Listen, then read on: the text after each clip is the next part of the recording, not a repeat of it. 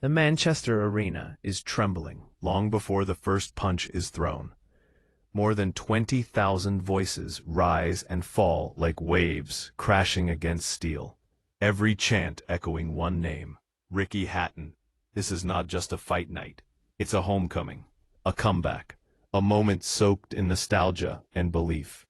Years after tasting the brutal reality of Manny Pacquiao's power, the Hitman walks again toward the ring, carrying the weight of past glory and unfinished business. The lights dim, the music swells, and Hatton's entrance detonates emotion across the building.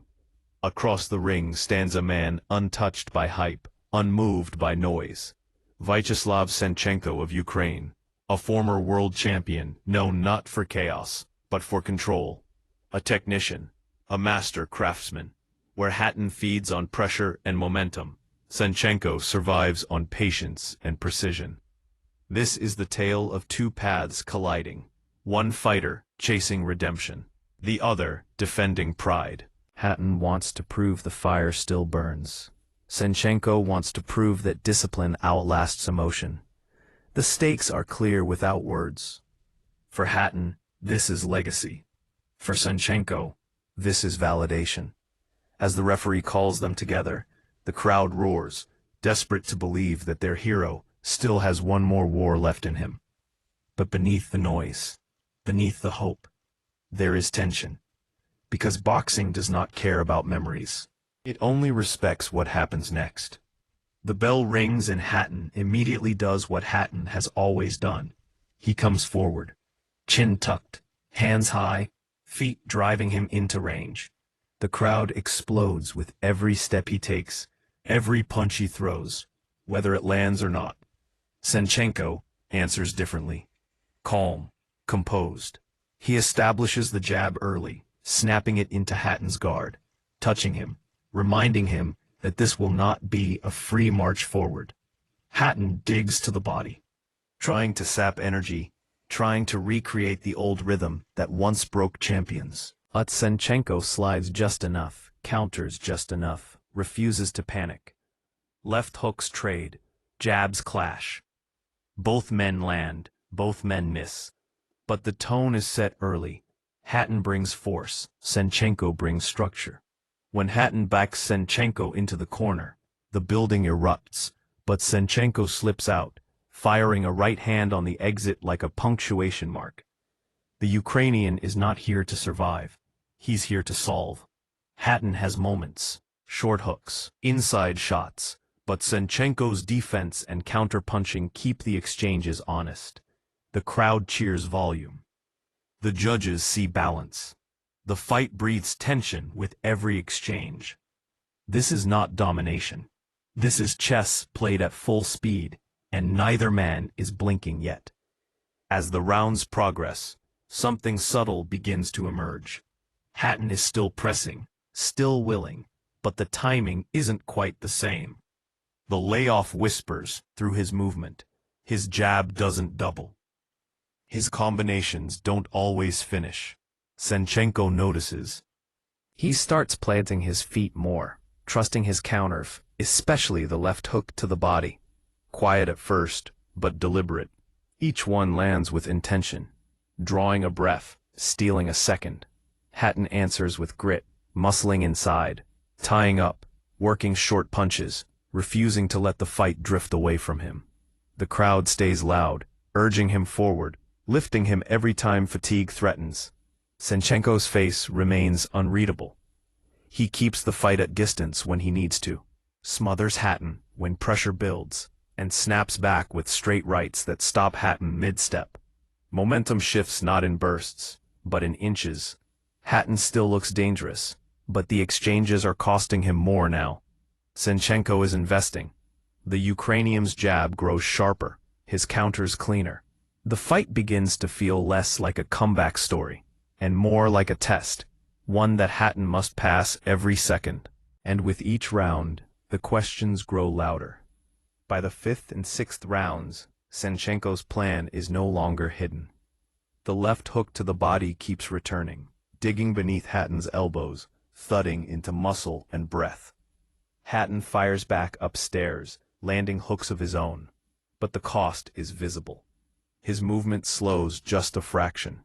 His pressure becomes heavier, less explosive. Senchenko, sensing this, begins to mix levels, body, head, body again, forcing Hatton to guess, to hesitate. The crowd still roars, but there's a nervous edge now. This isn't dominance by Hatton. This is resistance. Senchenko's right hand snaps Hatton's head back in exchanges that once belonged to the Englishman.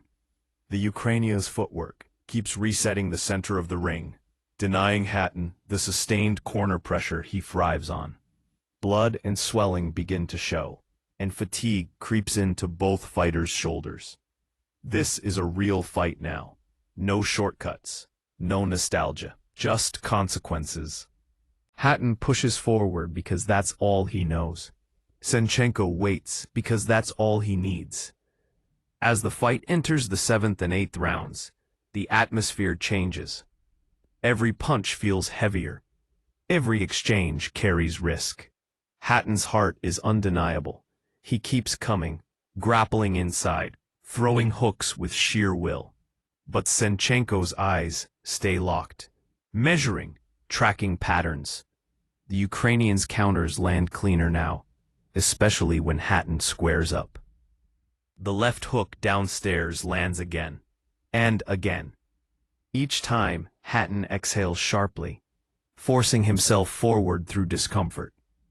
The crowd senses the danger, but refuses to surrender belief. They scream for one last surge. Hatton tries, landing a hook, forcing Senchenko back briefly, but the Ukrainian circles out, resets, and answers with precision.